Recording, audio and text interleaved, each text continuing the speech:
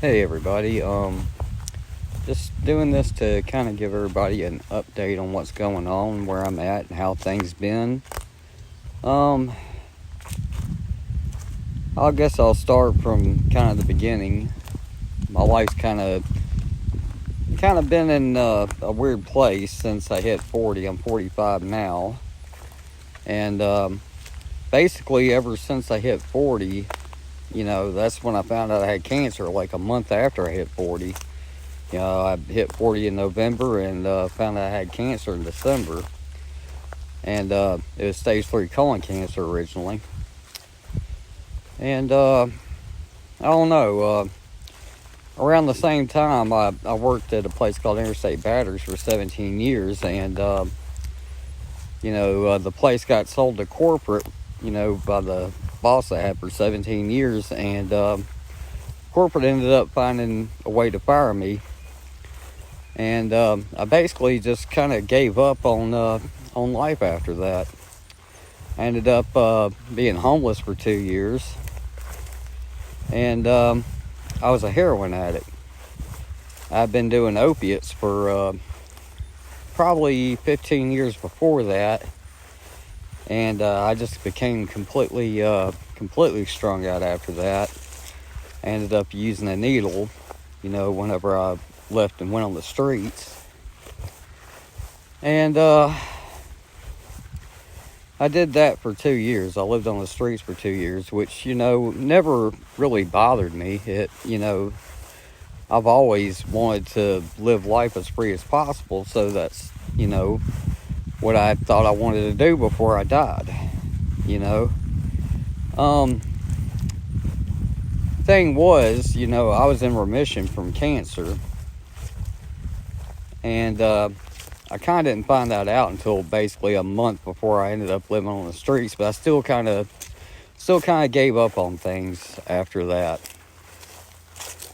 Anyways, so I spent 2 years on the streets, and I was out flying a sign one day, and actually I think it was the day before Thanksgiving, and I ended up getting hit by a car.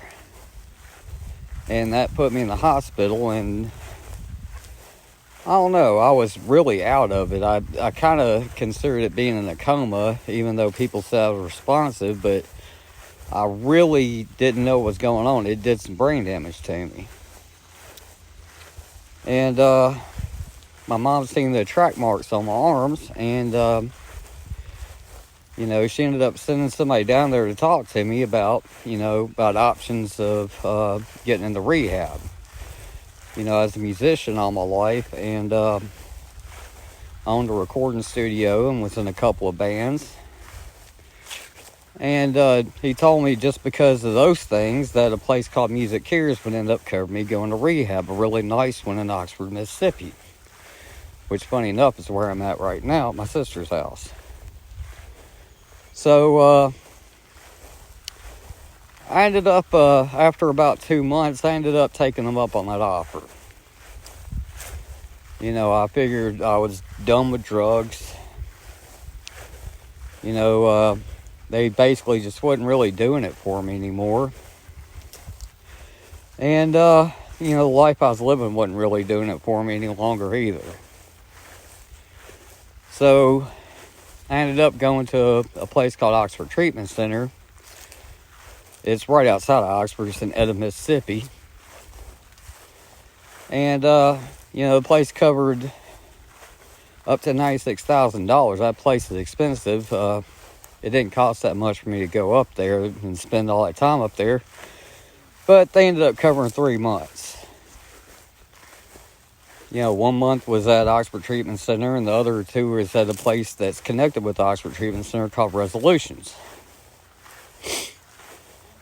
So, when the time started to get up at Resolutions, a guy named Danny that worked there didn't want to put me back on the streets of Memphis, so he's like, I called this place in Tutwiler, Mississippi, and it's called Fairland. So he ended up sending me to Fairland, which the place is covered by grants. So it didn't cost me anything to go there. And Fairland is a really good place. I honestly believe I'd still be using it right now if I didn't go to Fairland. I'm just going to throw that out there. So, at Fairland, I ended up, there's a 90-day opiate grant for opiate users, which I was. And after that, you can get a 2-month extension through a place called vocational rehab. So I ended up doing 5 months. And Fairland has this other option too. If you do really good there, do things right, behave yourself. And if you fit the other qualifications, you got to have a high school diploma and a driver's license and things like that. That you can end up being a client and working there at the same time. It's called independent living. And that's a year-long program. So I ended up going through that. And I spent it, almost a full year as a client in independent living. And they finally decided they wanted to hire me on the staff. I was a driver there. Loved that job. And just remember, I was in remission at this time from cancer.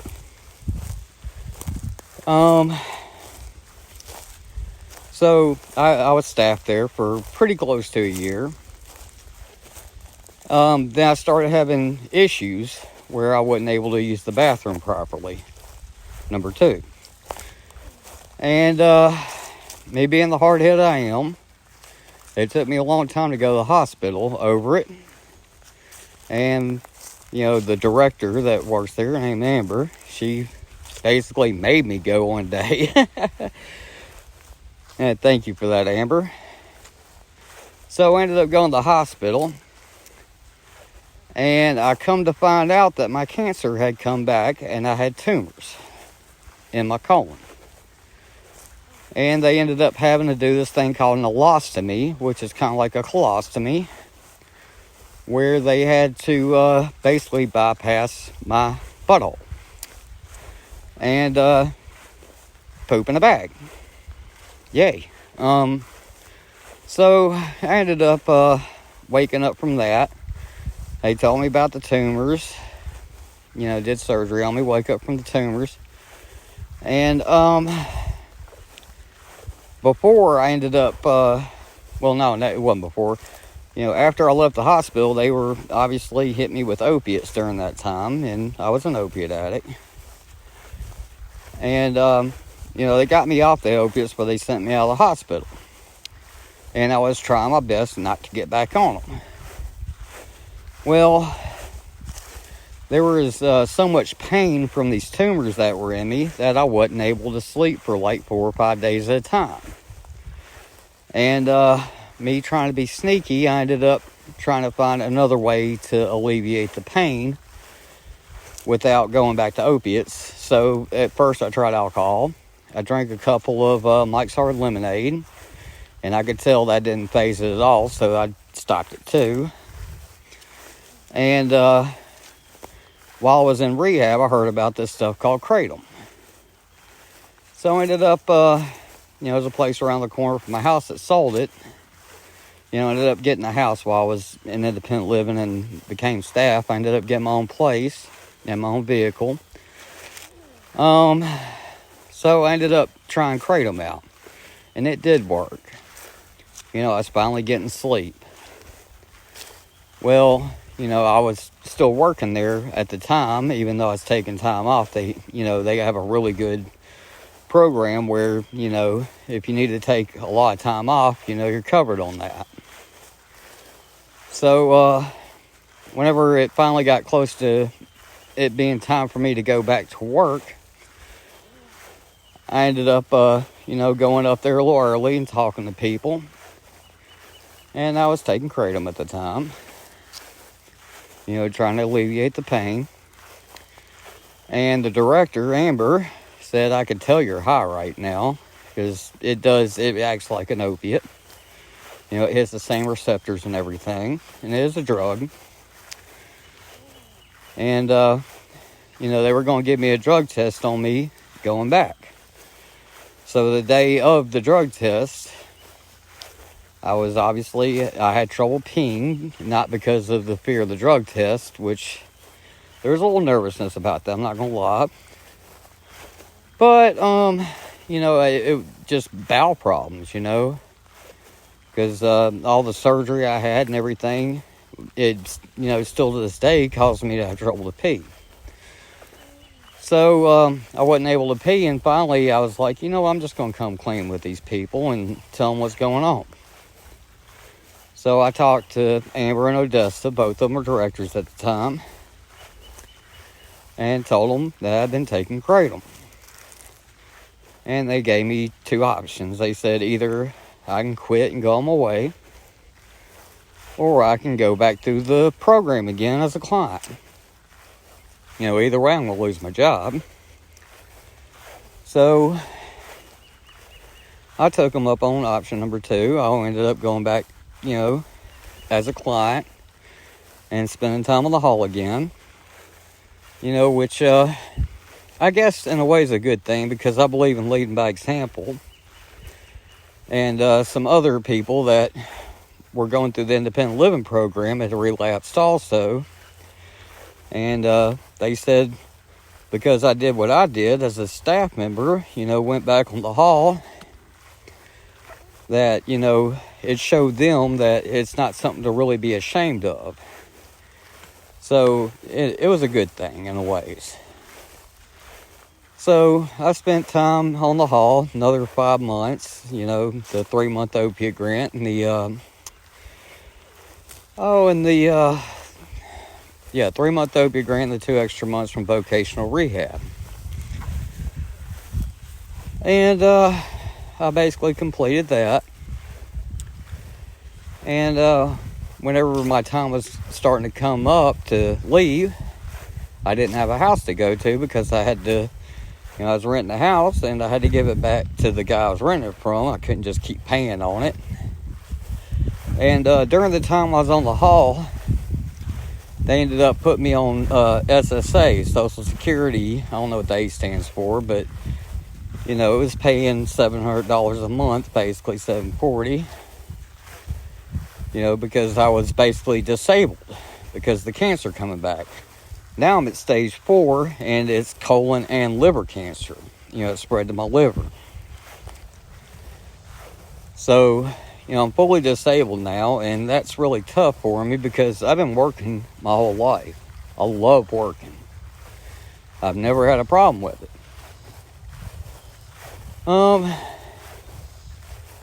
But that's one of the things that's going on with me today is, you know, now that I'm on disability, I don't have a job. I'm unable to get a job because of disability. Well, and that and the cancer. Because you really, you know, cancer's rough. You don't know how you're going to feel from one second to the other. It's really tricky like that. You can feel great one second, and literally the next second you feel like you need to sleep. Matter of fact, you can probably tell I'm having a little trouble breathing right now, walking. Anyways, where was I going with this? So, you know, I'm really having a frustrating time trying to keep my mind occupied while I'm on disability, because I love staying busy. I'm very creative, so, you know, I do things like write music, sometimes write lyrics, making a video like I'm doing now. And, you know, other than that, I'm basically watching the boob tube, which I've never been big on. Well, that, and sometimes I play PlayStation 4. Anyways, I'm grateful for what my sister did for me. She's let me stay at her house right now and get my stuff together. You know, I sold my car while I was on the hall. I sold it to a guy that was in independent living. He needed a ride. And I could just tell that one was kind of raggedy and about to go out anyway. So I ended up selling it to him pretty cheap. And I've been at my sister's house for 5 months now, I think. And I've already got me a ride. And I'm saving up right now to get my own place, which that right there is causing me a little bit of stress. Not that I mind living on my own. I've lived on my own my whole life. But since I've been staying at my sister's house, other health issues have been coming up. Like just the other week, I had to have a catheter put in because I couldn't pee. It just came out of nowhere. I still get tumor pains. My sleep schedule's completely thrown off right now. I'm surprised I'm even up during the daytime right now, because it's done gotten to where it's, changed 180 degrees from where I was sleeping at night and up during the day to where I'm sleeping during the day now and up at night. The past couple of days I've been trying to change that. I've been doing the best I can. But just with those health issues coming up, they popped up out of nowhere. There wasn't any basic warning signs to them. They just came out of nowhere. And if I plan on moving out, I'm planning on moving to Clarksdale. The money I make off disability isn't enough for me to cover living really in a much better place. And Clarksdale doesn't have a great hospital. Its hospital is pretty trash, to be honest with you. Whenever I was a driver for Fairland, I took people there all the time, and I had to visit there a few times myself, to get things done. But I don't know. I'm trying to figure that part out right now, and what my next step's going to be. I basically need to see how my health acts, but like I said, from one second to the next, you basically don't know what's going to happen with these issues I got right now. So I don't know. I'm hoping for the best on that end. Anyways, I wanted to make an update video, let people know what's going on. I didn't want to make it too long. I'm going to put this on Facebook. Thing is, I'm pretty sure not a lot of people are going to watch it, but for those who want to, it's going to be there for them to watch. Anyways, thank you for watching if you did. Thank you for not watching if you did. Either way, I don't care. Well, I do care, but it's not a big deal either way. And I just wanted to show off, and my hand's in the way a little bit. I just wanted to show off this really nice place that I'm staying at right now while I'm here. Thank you very much to Melanie, John, and my two nieces, Allison and Kelsey, for having to put up with me during this time. I'm very grateful. They didn't have to do this. And anyways, I want to say hi to all the people at Fairland. If any of y'all watch, how y'all doing? I miss you guys. And I love everybody out there. I don't have anything against anybody. I love everybody. All right. Bye.